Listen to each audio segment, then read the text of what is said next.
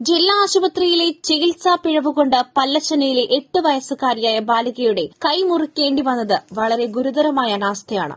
ഇതിൽ ഉത്തരവാദിയായ മുഴുവൻ ഡോക്ടർമാർക്കെതിരെയും ശക്തമായ നടപടികൾ സ്വീകരിക്കണം. ഈ ബാലികയുടെ തുടർ ചികിത്സയും തുടർ പഠനവും ഗവൺമെന്റ് ഏറ്റെടുക്കണം. ബാലികയുടെ കുടുംബത്തിന് 1 കോടി രൂപ നഷ്ടപരിഹാരം നൽകണം. ഇവരുടെ മാതാപിതാക്കൾക്കോ ഭാവിയിലെ കുട്ടിക്കോ ഗവൺമെന്റ് ജോലി നൽകണം എന്നീ ആവശ്യങ്ങൾ ഉന്നയിച്ചാണ് ഡിഎംഒ ഓഫീസ് ഉപരോധിച്ചത്. ഡിഎംഒയ്ക്ക് നിവേദനം നൽകുകയും ചെയ്തു. ജില്ലാ ആശുപത്രിയിലെ അടിസ്ഥാന സൌകര്യം വികസിപ്പിക്കുക, ഡോക്ടർമാരും സ്റ്റാഫ് നഴ്സുമാരും മറ്റ് ജീവനക്കാരും രോഗികളോട് മാന്യമായി പെരുമാറുക, ആശുപത്രിയിൽ വരുന്ന മുഴുവൻ രോഗികൾക്കും ആവശ്യമായ മരുന്നും സ്കാനിംഗും ലാബ് ടെസ്റ്റ് എന്നിവ സൌജന്യമായി ലഭിക്കുന്നതിന് സൌകര്യമൊരുക്കുക, സ്വകാര്യ ലാബ് മെഡിക്കൽ ഷോപ്പുകളെ സഹായിക്കുന്ന നിലപാട് നിർത്തുക, ഒപി ടിക്കറ്റ് ലഭിക്കുന്നതിനുള്ള വീഴ്ച പരിഹരിക്കുക, വിവിധ ആവശ്യങ്ങൾക്കായി മേജർ ഓപ്പറേഷന് കാത്തുനിൽക്കുന്ന രോഗികൾക്ക് ഓപ്പറേഷൻ നടത്തുന്നതിനുള്ള സൌകര്യം ഉടൻ ചെയ്യുക, വൃത്തിഹീനമായ പരിസരവും ഹോസ്പിറ്റൽ വാർഡുകളും ഉടൻ നടപടി സ്വീകരിക്കുക, ജില്ലാ ആശുപത്രിക്ക് ആവശ്യമായ ആംബുലൻസ് സൌകര്യങ്ങൾ രോഗികൾക്ക് നൽകുക, അധികമായി ഓവർ ഡ്യൂട്ടി കൊടുത്ത് ആശുപത്രിയിലെ സ്റ്റാഫുകളുടെ മനോവീര്യം തകർക്കുന്ന നിലപാട് തിരുത്തുക,